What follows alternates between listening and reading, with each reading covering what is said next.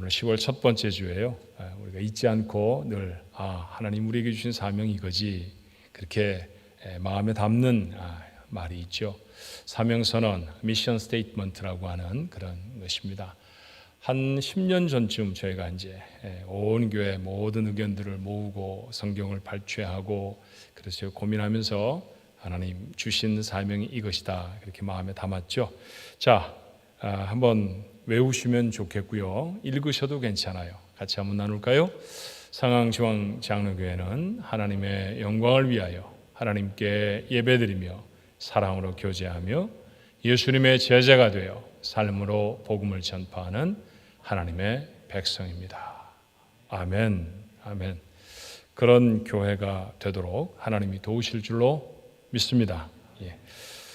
9월까지도 어려운 시간이지만 하나님 지켜주셨습니다. 이번 한 달도 하나님의 도우시는 은혜가, 지키시는 능력이 우리 가족들 모두에게 함께 하시기를 주님의 이름으로 축원합니다.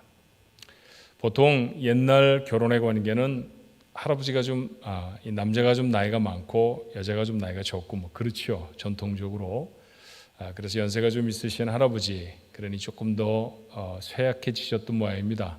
조금 더 기운이 있으신 할머니가 어딘가를 가다가 할아버지가 좀 아프시다고 그랬는지 업게 됐어요. 그래서 할아버지를 업고 이제 할머니가 걸어가시는데 할아버지가 좀 미안하시잖아요. 그래서 업고 가는 할머니에게 묻습니다. 임자, 무겁지 않아? 그랬더니 할머니의 대답이 의외였습니다. 괜찮아요. 그래? 아니 머리에 든 게 있길 아나? 간이라고 콩알만 해서 무거울 게 뭐가 있어요. 자, 이거를 감사하다고 해야 좋을지 아니면 슬프다고 해야 좋을지 아마 할아버지에게 만감이 교차했을 것 같아요. 그런데 이 할머니가 정확히 아시는 건 하나 있습니다. 그건 뭐냐면요, 사람의 신체 중에 머리와 간이 가장 무겁다는 사실은 이 할머니가 알고 계시는 거죠. 하지만 제게는 머리보다 간보다 훨씬 더 무거운 게 하나 있지 않나 하는 생각이 들어요. 다름이 아니라 마음입니다. 마음을 잃어버리면 건강에 어떤 장기를 손상 당하는 것보다도 훨씬 큰 어려움이 삶에 찾아옵니다. 그래서 성경은 이렇게 말해요. 여러분 잘 아시는 말씀이죠. 잠언 4장 23절에 뭐든 지킬 만한 것 중에 더욱 내 마음을 지키라.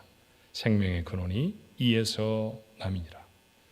자, 머리를 지켜라, 무슨 신체를 지켜라, 그렇게 말씀하지 않고 성경은 말하기를 마음을 지키라고 합니다. 이것이 생명의 근원이라고 말을 하지요. 그런데 이렇게 중요한 마음이 가라앉아 버릴 때가 있어요. 움직이지 않습니다. 그리고 점점 더 캄캄해지기만 합니다. 이런 상태를 우울증, 그렇게 보통 말을 합니다. 우울한 증세 정도인 분도 있고요. 혹은 의학적인 치료가 필요한 우울증이라고 하는 병에 들어가는 경우도 있어요.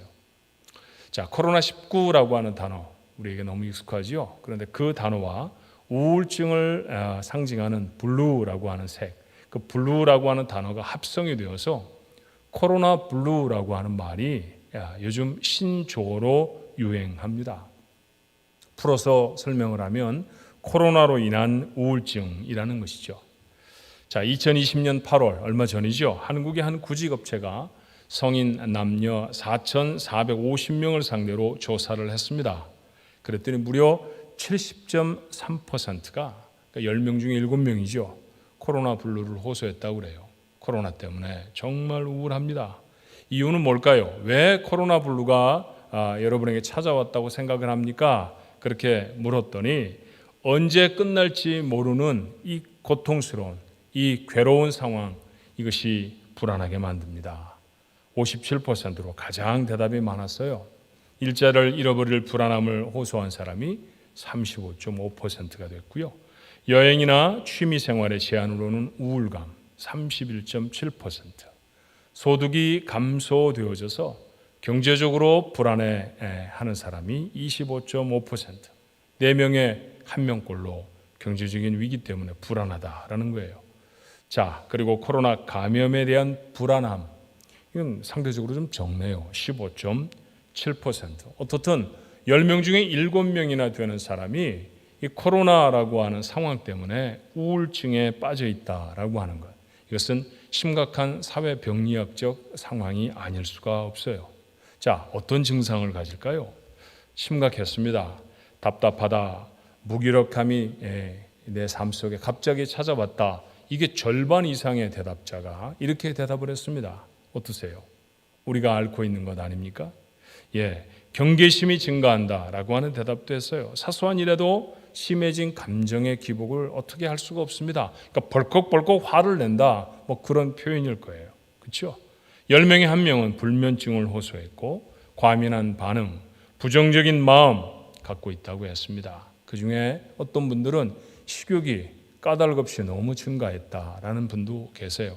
무슨 밥맛이 좋아져서 밥을 막 먹는 게 아니라 불안하고 내 속에 무엇인가 채워지지 않은 그런 부분이 있는 그것을 심리적으로 음식으로라도 채우려고 자꾸 음식을 먹게 되는 심리적인 그 위태로움에 대한 표현이라는 거예요. 긴 고난의 기간을 지납니다. 예상치 않은 우울증을 경험하는 사람이 이렇게 많다는 것이죠. 한국에만이 아니라 이렇게 경제적으로 선진국의 대열에 서 있는 나라들은 거의 퍼센테이지가 비슷한 그런 상황으로 문제를 앓고 있습니다. 우리가 살고 있는 미국도 다르지 않죠.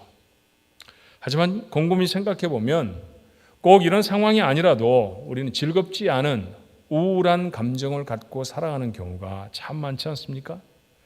오늘 가장 보편적인 마음의 질병, 우울증에 대한 해답을 우리가 지난 시간에도 시편 31편으로 다윗의 비난을 받을 때 어떻게 하나님 앞에 섰는가에 대한 말씀을 나누었지만 오늘은 그 중에 한 부분을 다시 발췌해서 다윗의 시편 31편으로 우울증에 그것을 이겨내고 해결할 방법들을 찾아보기를 원합니다.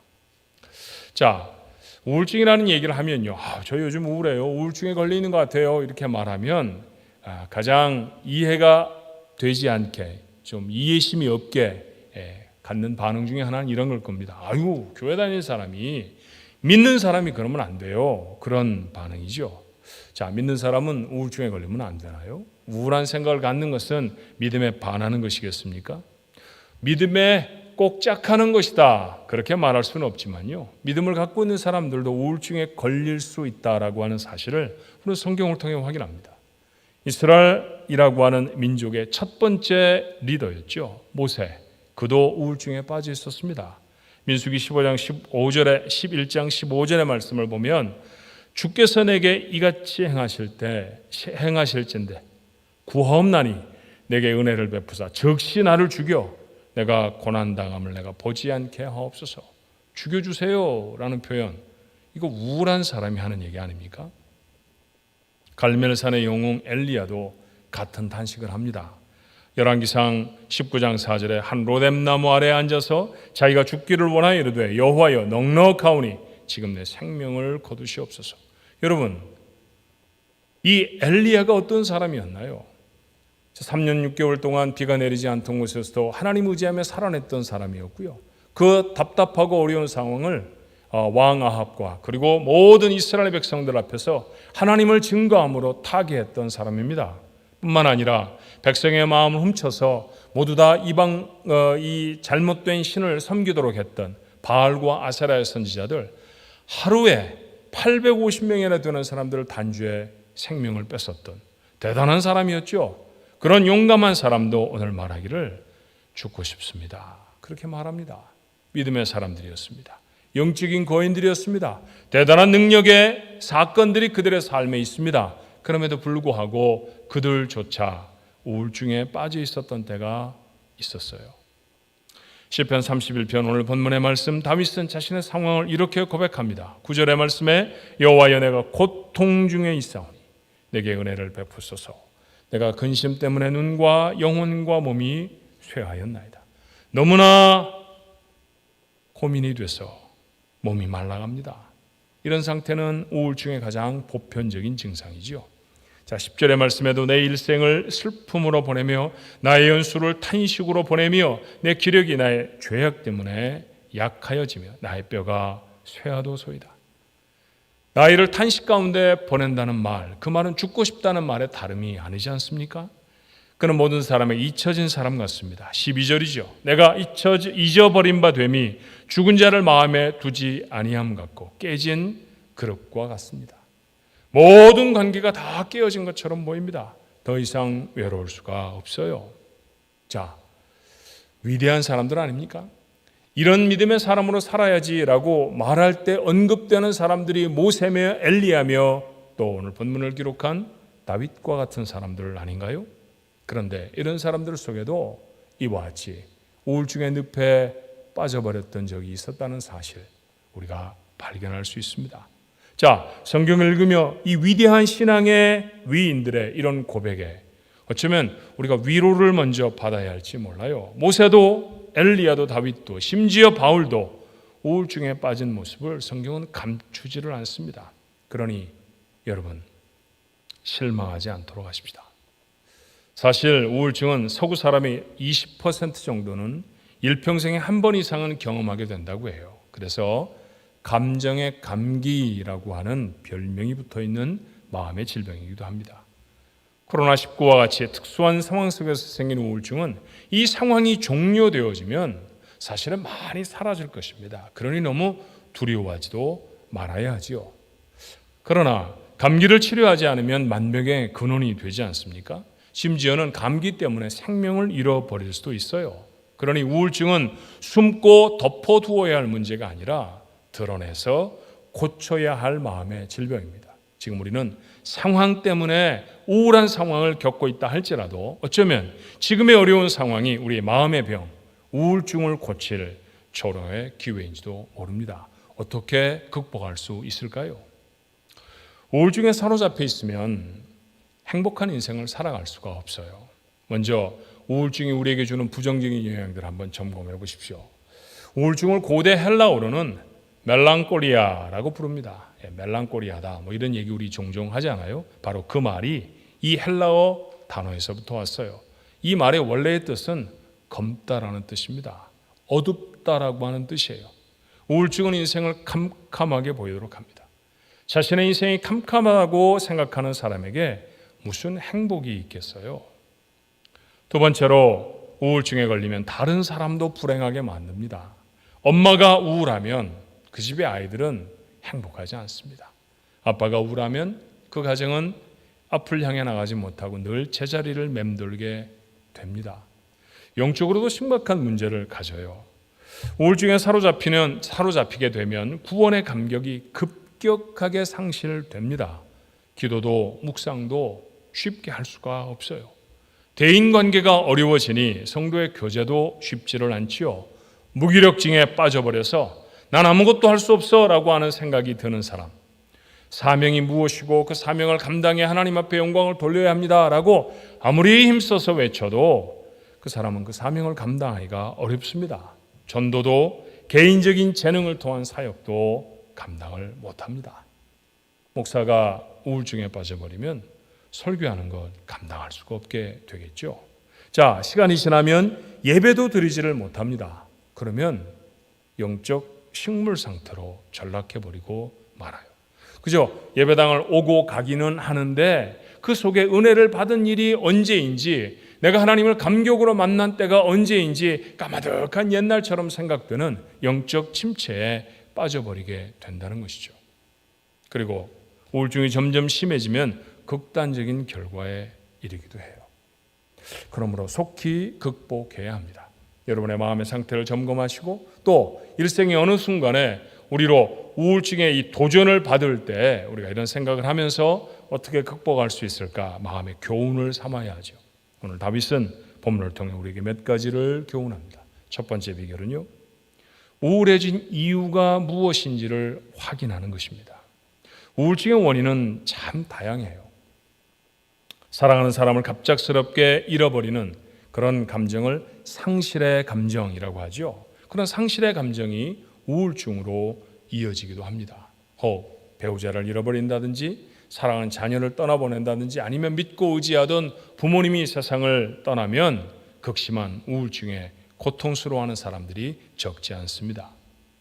때때로는 갑작스러운 환경의 변화에 적응하지 못해서 우울증에 빠지기도 해요. 여러분 같으면 이민을 와서 맨 초기에 참 미국이 살기 좋은 곳이라고 해서 왔는데 사실은 살려고 와서 정착하며 이 일 저 일에 부딪혀 가다 보면 그런데 쉽지를 않아요.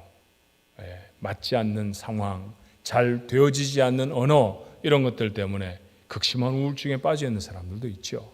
자, 말을 잘 한다고 그래도 아이들이 만약 동부에서 서부로 전학을 온다든지 반대로 서부에서 동부로 전학을 가서 새로운 환경, 새로운 학교의 시스템, 새로운 친구들을 만나서 적응하게 되면 굉장히 힘들어합니다. 자, 대학에 가는 아이들도 마찬가지죠. 열심히 공부를 해서 좋은 성적을 얻고 자기가 원하는 대학에 갔습니다. 그런데 가서 1학년을 지나는 동안에 어떤 아이는 아주 즐겁게 지나는 아이도 있지만 어떤 아이는 그 새로운 환경에 적응하지를 못해서 매우 힘겨워하는 경우가 있어요. 이럴 때 든든하게 후견인이 돼주는 부모의 역할은 얼마나 중요한지 모릅니다. 때때로 예상치 못한 실패가 우리에게 생길 수도 있죠. 오랫동안 해결되지 않는 문제가 우리로 우울증에 빠지게 하기도 합니다. 삶을 괴롭히는 관계 때문에 우울한 사람도 있어요. 해결되지 않는 남편과의 문제, 아내와의 문제, 혹은 시댁과의 문제 이런 거 있잖아요. 가장 가까운 사람들과 풀어낼 수 없는 문제 때문에 고통스러운 인생을 살아가면 그 사람에게는 우울함이 반드시 동반됩니다. 반복적인 죄의 문제가 우울증의 원인이 되는 경우도 있죠. 흡연의 문제 또는 음주의 문제, 그것으로 인해 야기되어지는 사건과 어려움, 사건을 만들어내고 나면 내가 왜 그때 술을 먹었던고, 내가 왜 정신을 못 차렸던고 늘 후회하지만 얼마 지나지 않아 또다시 그런 죄악에 빠지게 됩니다. 혹 남의 말을 하거나 또는 비난을 아주 입에 달고 사는 사람들이 있잖아요. 그럴 경우에 그 일로 인해서 누군가에게 또다시 비난과 어려움을 당하게 되면 내가 왜 그때 그런 말을 했을까 후회하게 되지만 얼마 지나지 않아서 다시 그런 잘못을 반복하게 되는 경우가 있습니다. 대표적인 죄악 중에 하나는 또 음란의 죄악도 그렇죠. 자, 이 죄의 문제를 해결하지 못해서 이게 반복적으로 계속되면 점점 인생은 우울함의 늪으로 빠져들어가게 됩니다. 그리고 지금 우리가 빠져 있는 것처럼 끝을 알 수 없는 고난의 기간, 당연히 사람을 우울하게 만듭니다. 자, 오늘 다윗에게는 어떤 것이 문제였을까요? 시편 31편 11절의 말씀해 보니 내가 모든 대적들 때문에 욕을 당하고 내 이웃에게서는 심히 당하니 내 친구가 놀라고 길에서 보는 자가 나를 피하였나이다 말합니다. 그의 문제와 어려움, 그건 대적들 때문이었습니다.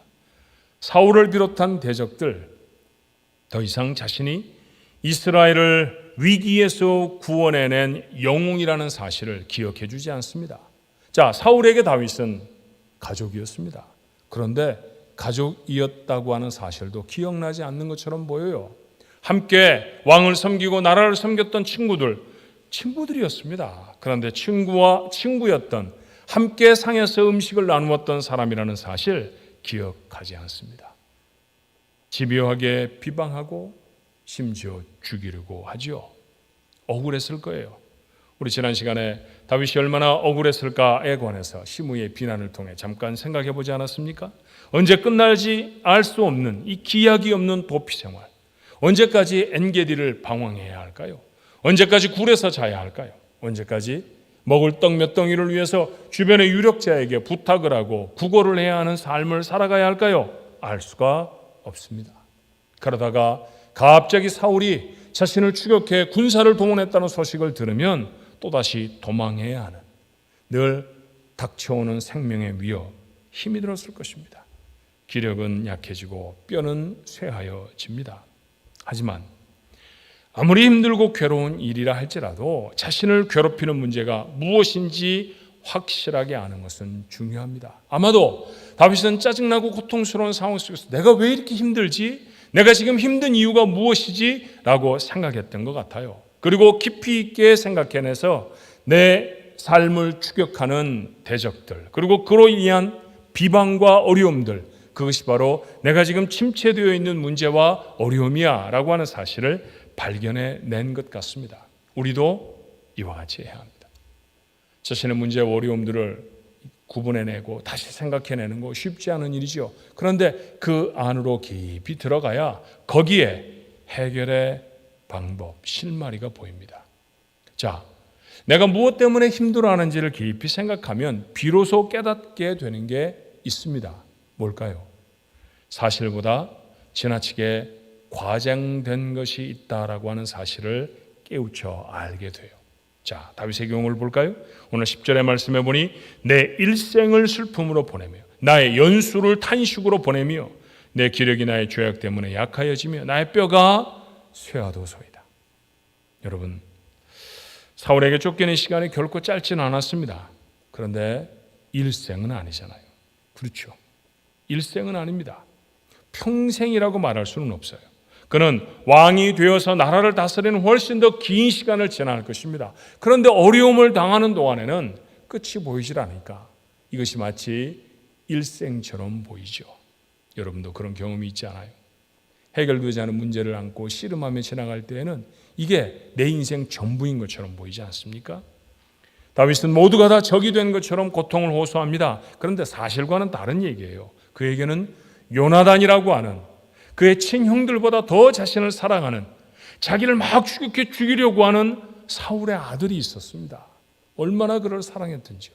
아버지는 죽이려고 하는데 그런데 아들은 친동생처럼 보호해 주었습니다.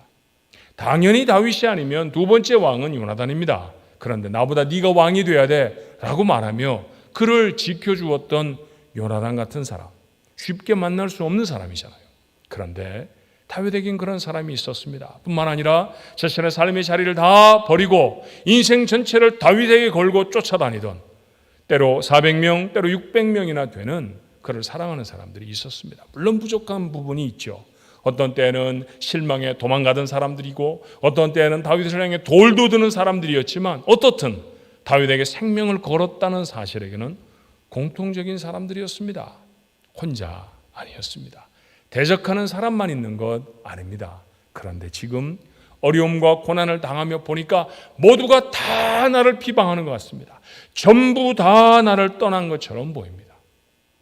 고통을 지나치게 과장해서 이로울 것은 결코 없습니다. 여러분이 사용하는 단어를 점검해 보십시오. 전부, 다, 항상 이런 꼬리표가 붙는 생각들, 그런 말들, 그런 것들을 점검해 내셔야 합니다. 전부 다 나를 싫어해 라든지 내가 하는 일은 다 실패하고 마라 라고 하든지 내가 무엇을 하기만 하면 항상 문제가 생긴다니까 라고 하는 말, 여러분 이게 우울증에 빠진 사람들이 늘 선택하는 단골 단어라는 사실을 놓치면 안 됩니다. 여러분의 생각 속에 이런 것들이 드리워져 있지는 않나요? 이런 말들이 여러분의 인생을 혹시 지배하고 있는 것은 아닙니까? 아닙니다. 그렇게 살지 않습니다. 지나치게 과장이 되어진 내 문제들을 발견해내는 것이죠. 거기에 해답이 있습니다. 그리고 하나님께 은혜를 구하는 거예요. 자, 시편 31편은 사실 하나님께 드리는 다윗의 절절한 기도입니다. 제가 여러분에게 전해드렸던 본문의 말씀 9절은 이렇게 시작하고 있죠. 여호와여, 내가 고통 중에 있사오니 내게 은혜를 베푸소서. 내가 근심 때문에 눈과 영혼과 몸이 쇠하였나이다. 그의 말을 조금 쉽게 풀어내면 뭘까요? 지금 제게 간절히 필요한 것은 하나님의 은혜입니다. 우울증에 빠져있는 사람들은 그저 숨기만 하려고 해요. 모두에게 다 피해의식을 갖습니다. 근데 그렇지 않아요. 도리어 그 어려움을 끌어안고 하나님 앞에 서서, 하나님, 제가 이렇게 많이 어렵습니다. 제가 이렇게 절망 중에 있고 제가 이렇게 낙담 중에 있습니다. 저를 도와주십시오. 제게 정말 필요한 것은 지금 이 어려운 경제적인 상황 속에서 돌파구를 찾고 경제적으로 내가 물질을 더 얻는 것이 아닙니다. 하나님의 은혜가 필요합니다. 그 하나님의 은혜 앞에 나아가야 할 줄로 믿습니다. 마틴 루터는 영적 침체란 하나님의 은혜의 필요를 인식하는 시간이라고 가르칩니다. 영적으로 깊이 침체되어 봐야 하나님의 은혜를 간절히 바라고 소원하게 된다는 것이죠. 때때로 죄를 짓죠. 그런데 죄를 짓고 나서도 하나도 마음이 무겁지 않습니다. 우울한 생각이 안 들어요. 도리어 즐겁습니다. 그러면 어떨까요? 죄로부터 돌아올 기회를 가지기가 어렵지 않겠습니까? 마음에 상처가 있습니다. 그래서 우울합니다. 그것을 치료하라고 주신 하나님의 기회일 수 있습니다. 너무나 어려운 일을 당해서 마음이 무너져 버렸습니다. 일어설 기운도 없습니다. 그래서 하나님을 의지합니다. 그리고 하나님이 의지할 만한 분이라는 사실을 다시 한번 깨닫죠. 예기치 않은 사건이나 오래전에 생긴 마음의 상처이거나 우울증이 찾아와서 주저앉았다고 하면 낙담만 할 것이 아니라 하나님의 은혜를 구하십시오. 여기에 회복의 길이 있습니다. 시선이 땅을 향하고 있으면 날개가 있어도 날아오르지 못한다라는 말이 있어요. 제가 정말 좋아하는 말 중에 하나는 이겁니다. 길은 바라보는 쪽으로 열립니다. 하늘을 바라보면 날 것입니다. 그러나 땅만 바라보고 있으면 날개가 아무리 큰 것을 달고 있다 할지라도 날 수가 없어요. 문제와 상처만 바라보면 점점 더 캄캄한 인생으로 들어갈 수밖에 없습니다. 하지만 하나님을 바라보면 회복의 은혜를 만날 줄로 믿습니다. 하나님의 사람으로 비상할 기회를 얻게 됩니다.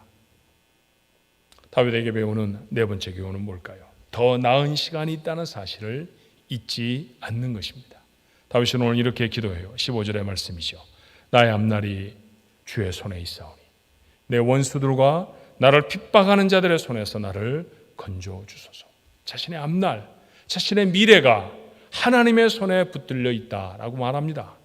지금은 해결되지 않는 문제를 안고 속상해하지만, 지금은 내 마음에 그리워진 그림자 때문에 고통스럽지만 이것이 내 인생의 전부는 결코 아니라는 거예요.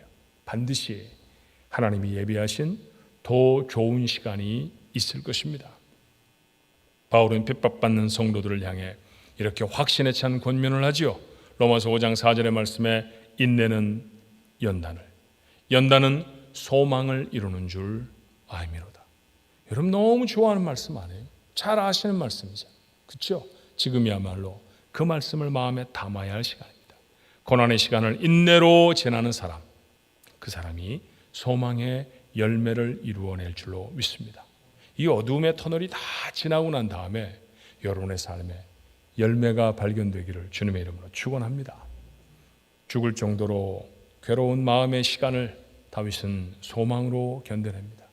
그리고 마침내 왕이 되잖아요. 로뎀나무 아래서 죽기를 구하였던 엘리야 다시 일어섭니다. 그리고 죽음도 초원해서 하늘로 승천합니다. 자신의 생일조차 저주였던 욥이 뭐라고 고백했는지 기억하시죠? 욥기 23장 10절의 말씀입니다. 그러나 내가 가는 길을 그가 아시나니 그가 나를 단련하신 후에는 내가 순금같이 되어 나오리라. 하나님이 내가 가는 길을 아십니다. 기바로 상처를 긁고 있는 자신의 상황을, 가진 모든 것들을 다 잃어버린 쓰라린 마음을, 아내조차 손가락질하고 떠나버린 버림받은 자의 외로움을 하나님이 아세요. 아시는 하나님은 욥을 회복시키지 않으셨습니까? 하나님이 욥의 마음을 아셨던 것처럼 우리의 마음도 아십니다. 우리의 상황도 아십니다. 우리가 되지 않는 기업을 붙들고 얼마나 고군분투하고 있는지, 내가 그것을 붙들고 얼마나 두려워하고 있는지, 내가 얼마나 걱정과 근심 속에 사로잡혀 있는지, 내가 불확실한 미래 때문에 얼마나 내 마음이 낙담이 되어져 있는지 하나님이 아십니다. 하나님이 아시면 되었습니다. 그렇지 않아요? 하나님이 아시는데요. 그러니 사랑하는 성도 여러분, 절망하지 말고 소망을 갖게 되기를 바랍니다. 그리고 이 소망을 더 힘있게 할 마지막 결단이 있다는 사실을 잊지 않아야 합니다. 그것은 다른 것이 아닙니다. 감사입니다. 감사해야 합니다. 어쩌면 우울증을 이겨낼 수 있는 가장 좋은 특효약은 감사입니다. 우울증을 비롯한 정신질환을 앓고 있는, 우울증뿐만 아니라 다른 정신적인 그런 질환들이 참 많잖아요. 그런 질환을 다 통틀어서 모든 사람에게 나타나는 공통점이 하나 있습니다. 그건 뭘까요? 감사하지를 못하는 거예요. 정신적인 질환에 사로잡혀 있는 사람들은 감사를 잃어버립니다. 그런데 이 말을 뒤집어 말하면 뭘까요? 감사하기 시작하면 그 사람이 나았다는 것입니다. 선교사였고 탁월한 내적 치유 전문가였던 데이빗 시멘즈라고 하는 사람은 이렇게 말해요. 우울증을 치료하는 가장 확실한 방법은 감사하는 것입니다. 그렇게 단언합니다. 저희들에게도 감사의 조건들이 참 많잖아요. 온라인으로 예배를 드리니 정말 속이 상했습니다. 3월 두 번째 주부터 저희가 시작했던 것 같은데요. 곧 끝나고 사실 5월 첫 번째 주일 생일에는, 저희 교회 생일에는 함께 다 모여서 생일잔치 성대하게 할 줄 알았어요. 그런데 이게 풀려지질 않습니다. 시간이 지날수록 환자는 점점 더 늘어나고요. 위급하게 죽어가는 사람, 생명을 잃어버린 사람은 너무너무 많고, 저희 지역, 저희 주에서는 좀 덜했습니다만 뉴욕과 같은 곳에서는 사람을 매장하거나 사람을 넣어놓을 관이 부족해가서 그 끔찍한 모습들이 텔레비전 화면으로 그대로 다 보여지면서 얼마나 가슴이 서늘해졌는지 몰라요. 이렇게 신앙생활해도 되는 건가? 교회를 도대체 어떻게 해야 되는 것이지? 저도 사뭇 우울한 시간들을 제법 보냈던 것 같습니다. 그런데 그런 시간을 한참 지나면서 생각해 보니까 감사의 일들이 있더라고요. 온라인으로 예배드리는 거 물론 부족합니다. 다 충분한 은혜가 있는 것은 아니에요. 그러나 그럼에도 불구하고 은혜가 있지 않습니까? 집이 멀어서 교회 출석하는 거 참 힘들던 분들, 그런 분들이 예배에 좀 여유 있게 참여한다라는 소식을 들으면 제 마음이 좋더라고요. 한 번도 보지 못했던 선교사님들을 목장 식구들이 온라인으로 예배드릴 때는 같이 참여시켜서 같이 예배도 드리고, 선교사님이 저렇게 생기신 분이었구나, 저곳에서 사역하고 계시는구나, 그리고 함께 마음과 목소리를 모아서 찬양도 만들어내는 그런 교제가 가능해지게 됐습니다. 전 같으면요, 초청이 참 어려웠을 강사, 유명한 목사님들, 그런 목사님들 집회에 강사로 초청한 일도 가능해졌습니다. 저희들 11월 달에 한국뿐만 아니라 온 세계에 아주 유명하게 이름을 내고 있는 목사님들 몇 분을 모시고 저희가 부흥회 할 겁니다. 너무 분주하고 바쁘셔서 모실 수 없었던 분들입니다. 그런데 온라인으로 저희들이 부흥회 하겠다고 하니까 그분들이 어려운 시간에도 짬이 나더라고요. 그래서 그런 시간도 우리가 갖고 그분들의 말씀으로 새롭게 하나님 앞에 설 수 있는 그런 기회도 저희가 가질 수 있게 되었습니다. 돌아보면요, 얼마나 감사한 일들이 많은지 몰라요. 언제 이렇게 식구가 함께 부대끼면서 살아봤습니까? 그렇죠? 언제 우리 남자분들 삼시가 돼 봤어요? 우리가 삼시가 누군지 알죠? 하루에 3끼 음식 얻어먹는 남편들, 세상에 제일 행복한 사람들 아닙니까? 근데 요즘은 뭐 어떻게 할 수가 없잖아요. 아침도 아내가 주고 점심도 아내가 주고 저녁도 아내가 줍니다. 얼마나 왕처럼 대접받고 잘 사십니까? 물론 가끔씩 도닥거리기도 해줘야 하고 설거지는 여러분이 하셔야 하는 건 맞지만, 그래도 가족들이 함께 건강하게 같은 울 안에 있다는 것, 우리가 전에는 경험해보지 못했던 일입니다. 그렇죠? 예배에 대해 간절히 사모하는 마음들이 요즘처럼 이렇게 간절해질 때가 언제 있었어요? 돌아보면 어려움 가운데도 하나님이 주시는 은혜가 있는 줄로 믿습니다. 물론 일일이 다 말하지 못하는 어려움들이 있죠. 질병에 노출될까 봐 걱정스러운 것도 있습니다. 여전히 경제적으로 굉장히 어렵죠. 그런데 그런 상황 속에서도 하나님이 우리를 먹이실 것입니다. 하나님이 우리를 입히실 것입니다. 대다수 직장을 잃어버리고 집도 떠나고 들판에 나와 사는 이스라엘 백성들 손 붙잡고 들판에서 주님이 뭐라고 그러시던가요? 공중에 나는 새를 봐라. 저 누가 먹이고 누가 입히느냐? 하늘에 계신 하나님 아니냐? 너희는 저 새보다 더 귀한 자들 아니냐? 그러니 걱정하지 마라. 오늘 염려 오늘의 족하다. 내일 것 염려하지 말고 하나님 앞에 맡기라고 주께서 우리에게 가르치시지 않던가요? 맞습니다. 하나님이 또 하루를 어떻게 나를 먹이시는지, 나의 이 부족하고 핍존한 삶에 필요한 것들을 하나님이 어떻게 채우시는지 우리 한번 기대하고 경험해가는 그런 영적인 놀라운 경험의 시간들도 될 수 있지 않겠어요? 그렇습니다. 어려운 시간이지만 그 시간을 지나가면서도 감사의 조건을 찾으면 참 많습니다. 사업도 어렵고 일상도 예측 불허의 시간을 지나지만 천천히 살펴보면 감사의 조건은 반드시 있다는 거예요. 그러니 사랑하는 가족 여러분, 감사하기 시작하십시오. 굳게 닫혔던 여러분의 마음의 빗장이 풀려질 것입니다. 그러면 결코 들어올 것 같지 않았던 은혜의 빛이 여러분의 삶에 파고듭니다. 회복의 은혜가 시작되는 것이죠. 그렇게 마음의 우울한 모습들을 다 털어내고 우울증이라는 한 질병이 혹시 여러분에게 찾아왔다 할지라도 회복이 되어져서 하나님이 가장 원하시는 행복하고 즐거운 삶 여러분의 것이 되기를 바랍니다. 오늘 회복되어져서 하나님을 찬송하는 다윗의 멋진 모습이 여러분의 이야기가 되기를 주님의 이름으로 축원합니다. 기도하십시다.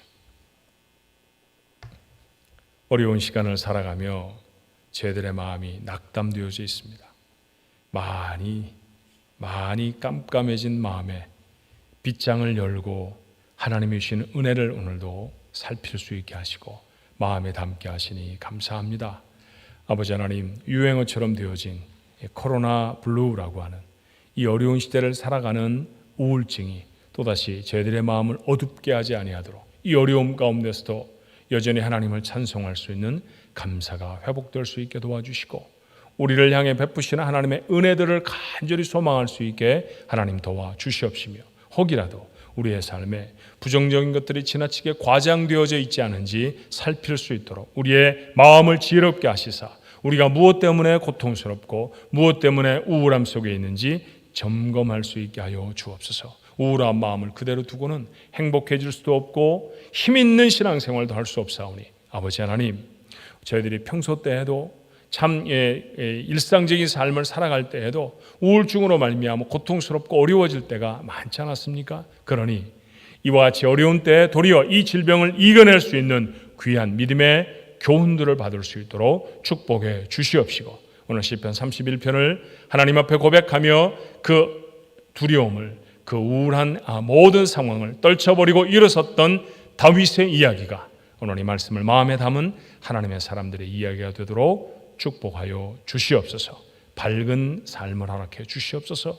하나님 향해 뛰놀며 기뻐하며 찬송할 수 있는 힘있는 신앙의 삶들이 저희 모두의 것이 되어지도록 역사해 주시옵소서.